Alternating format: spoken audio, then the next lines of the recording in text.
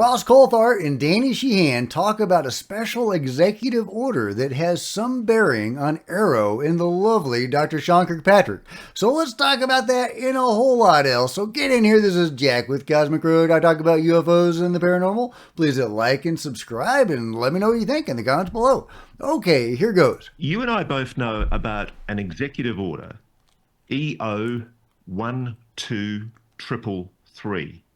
What is the relevance of this executive order made by President Reagan during his administration? What is the significance of that executive order in relation to the obligations that are imposed on members of the intelligence community? And can I also note for the record, Dr. Sean Kirkpatrick is, at the time that he was doing that investigation, an officer of the intelligence community, clearly covered by that executive order. Yes, the executive order 12333 explicitly prohibits anybody in the intelligence community from engaging in any kind of a covert program to try to influence the political opinion of the American citizenry.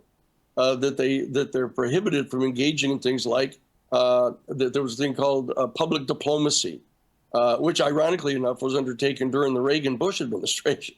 They had a whole program called public diplomacy where they were lying about Iran-Contra and denying that they were providing any weapons to them. And I knew that that was a lie. And so I undertook the professional investigation and presented all the evidence to Congress and got a special select committee put together to present the evidence to, and generated huge congressional public hearings about it. The same thing needs to be done here.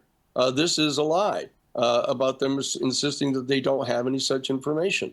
You know, I mean, for them to just turn around as they did in the report, Dr. Fitzpatrick or Kirkpatrick, and just say, oh, he doesn't happen to believe any of these witnesses that are firsthand witnesses because somehow they've been duped, you know, by the UFO community. You know, that's a ridiculous position to take, and it's propaganda.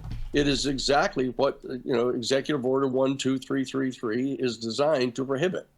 So there you go. They are actually going against an executive order from a president in continuing the lies, perpetuating the UFO cover-up. Speaking of the lovely Dr. Sean Kirkpatrick, here's a recent tweet from Sean Cahill, who says Sean Kirkpatrick did not interview or review data of any principal personnel involved in the USS Princeton's original investigation initiated by then Senior Chief Kevin Day that led to AC sortie from Nimitz. I was contacted by UAPTF.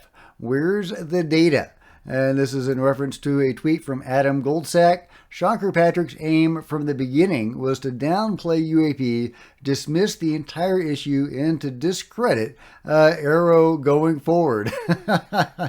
So yeah, if that's true, then Sean Kirkpatrick, the director of Arrow, was meant to discredit his own organization, which sounds about right. I mean, he did say that if they ever found any ET technology that they would, or any signs that there were ET, they would give that over to NASA or some similar body. That the purpose of Arrow was not to study UFOs. So yeah, I mean, that is a thing that Sean Kirkpatrick said. But very interesting that Sean, the lovely Sean, did not interview or review data from that investigation from the Princeton. So yeah, clearly not trying very hard to uncover the truth. Meanwhile, this is an interesting and kind of an alarming article, collective consciousness and our impending doom. Can we all sense what is to come? And it goes on, feelings of doom. The end of the world is taking over the cultural zeitgeist. Google searches for the end of the world related terms have grown steadily over the last decade. And it gives a range of various memes and things talking about the end of the world. Are we collectively able to sense that the end or something big is coming? Animals can sense danger in ways we don't understand. Could we be the same? The sense of doom before the fall, talking about various other collapsed empires or, you know, countries or civilizations. collapse is probably coming sooner rather than later. That's very alarming. Of course, there is another take on it that I would like to put forward, and that's that we are getting all sorts of various narratives being put into our consciousness about the coming apocalypse or new world that is to come. And I wonder if these are deliberate narratives inserted into our consciousness to bring that about. Is that possible? Because in UFO contact experiences, there is the idea of co-creation, not just in UFO experiences, but in other anomalous experiences, metaphysical, spiritual experiences. Often we seem to be co-creating these events. The phenomenon, or the greater phenomenon as I call it, is interacting with our consciousness, and something is the result of that.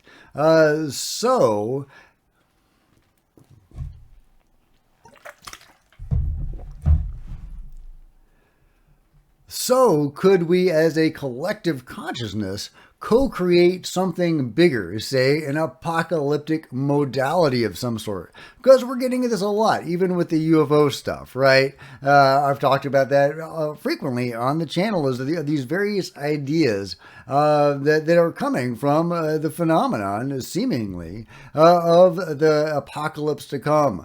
Whether it's, Bigfoot trying to prepare the way for the apocalypse, or, hybrids being created to prepare the way for the apocalypse. These are narratives coming from the phenomenon. So are they trying, or is some subset of the phenomenon trying to influence our collective consciousness so that we co-create something we probably don't want to co-create? So I would just caution against these apocalyptic narratives. Now, maybe transitioning into the fifth dimension or some ascension level thing may be a healthy way to look at it. But even those often tend to involve the destruction of the old world. And I see this again and again in, near-death experiences as well as UFO experiences as well. Talking about these big changes to come and what the future will look like with a much diminished population. That's told in different ways and from different experiences.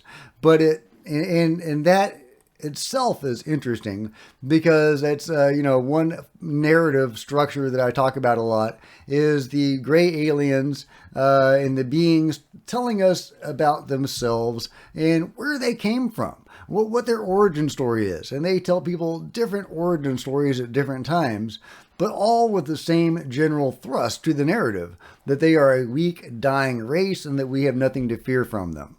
They're clearly not weak. I don't know if they're dying or not, but they are here in massive numbers, engaged in a robust operation, abducting, from our best evidence, hundreds of millions of people.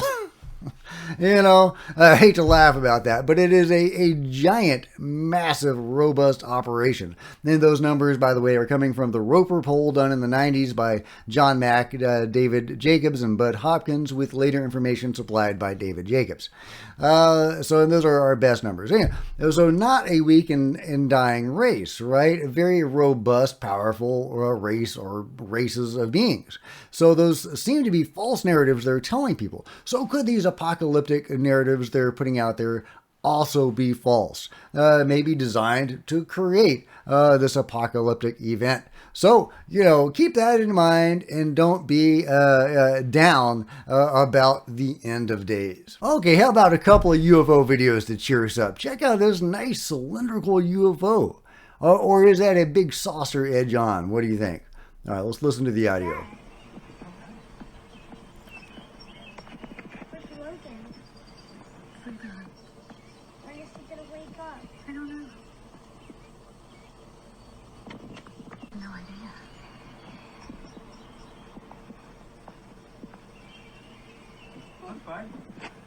Look at the sky. What's that?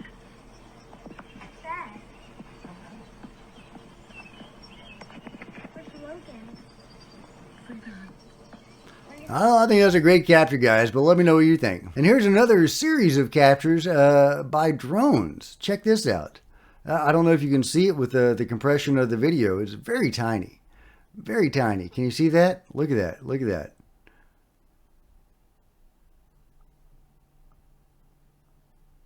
All right, still going. Still going. Beautiful picture. Great visuals.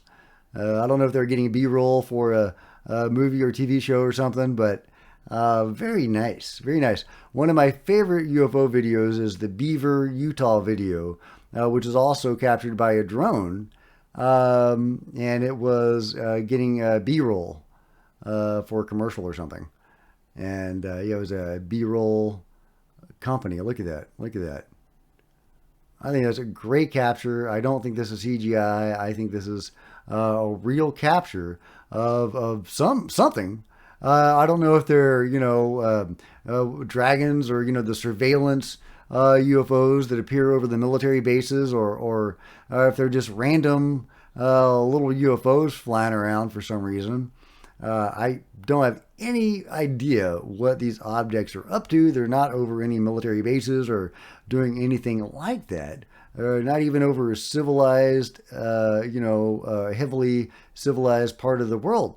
Much more of a rural area, which is why it's so pretty. But they're doing something. Maybe they're on the way to a nuclear base. I don't know. I don't know. Look at that. Hopefully my big head isn't blocking that. But there you go. Check that out. Great capture. Great capture of obviously anomalous objects. Meanwhile, check this out, guys. Oh my God. Yeah, that's a snake, guys. Oh my God. Can you imagine finding that? Wow, he looks like he just ate a cow. Look at that. Oh my God. Wow. It's crazy, guys. Crazy. Someone call Conan. Meanwhile, Timothy Gallaudet, getting back to Tim and also the president in this case. Tim has some really juicy comments in this article from Sentinel News. Admiral Tim Gallaudet on UFOs. The president does not want this to be disclosed. Well, I would say that, at least he signed the NDAA with the Schumer-Rounds amendment in it, neuters as it was. So, I mean, you can make an argument. At the same time, we know from the reporting of Ross Coulthart that President Biden did order the shoot down of an actual anomalous object, of a UFO. He didn't talk about that, did he? So, who knows? Who knows? Tim Gallaudet was very disappointed about the fate of the Schumer-Rounds amendment. He said that was a big step back for disclosure, and he has some other really great comments in here. Gallaudet held the position of superintendent of the U.S. Naval Observatory. It was while working with astrophysicists that he realized the immensity of the universe. So I was pretty certain it was arrogant for us as a species to think we were all there was in terms of intelligent life. Then he saw the Go Fast video on a secret Navy network. This video convinced him that we were not alone. Later, he met people that oversaw both the crash retrieval and the analysis of U.A.P. data. I thought that was really interesting that Tim Gallaudet has actually met people in the UFO control group. That at least in some level of it, of the people involved in crash retrievals and reverse engineering.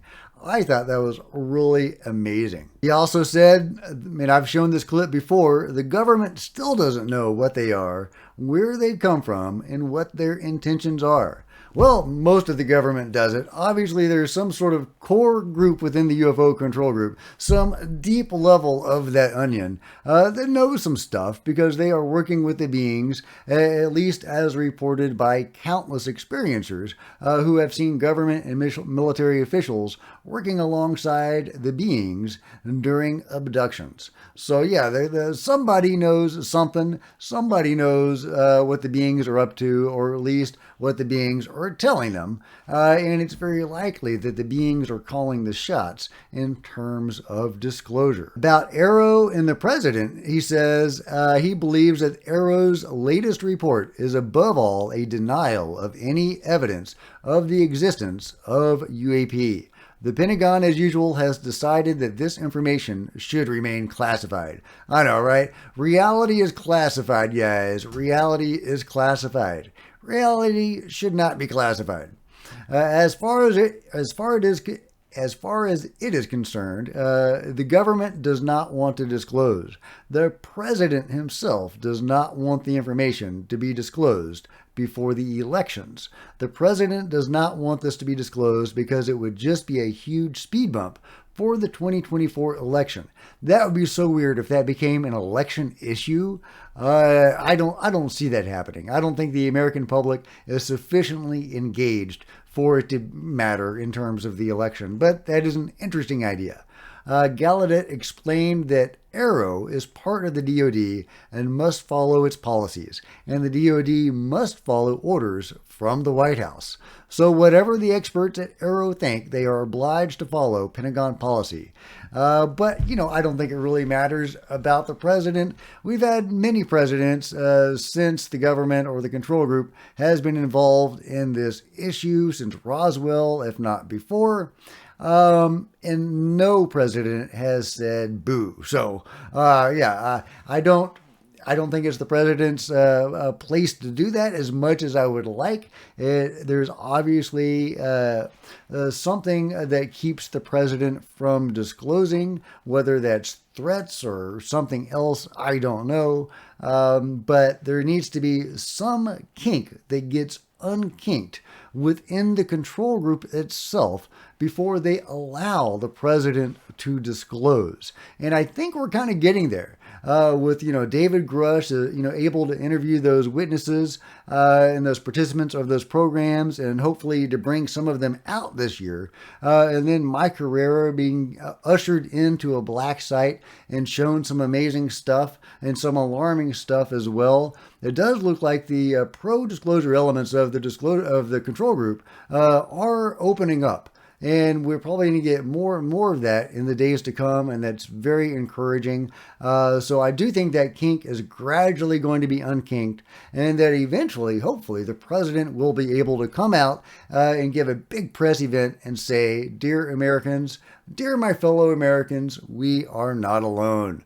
But let me know what you think about that and everything else covered today in the comments below. And if you've enjoyed this video, please give me a big thumbs up. I sure would appreciate it. Smash the subscribe button and the bell to be notified of future videos. You don't want to miss a thing. Join me on social media. There's Facebook, Twitter, Discord links below. Love to see you guys there. If you wanted to support Cosmic Road in an even bigger way, grab a coffee mug or a t-shirt in the merch store below, or become a channel member, because channel members are rock stars, and I really appreciate you guys' support. Thank you. Meanwhile, there are plenty of other videos on the channel, and I'll see you guys next time. This is Jack with Cosmic Road, signing out.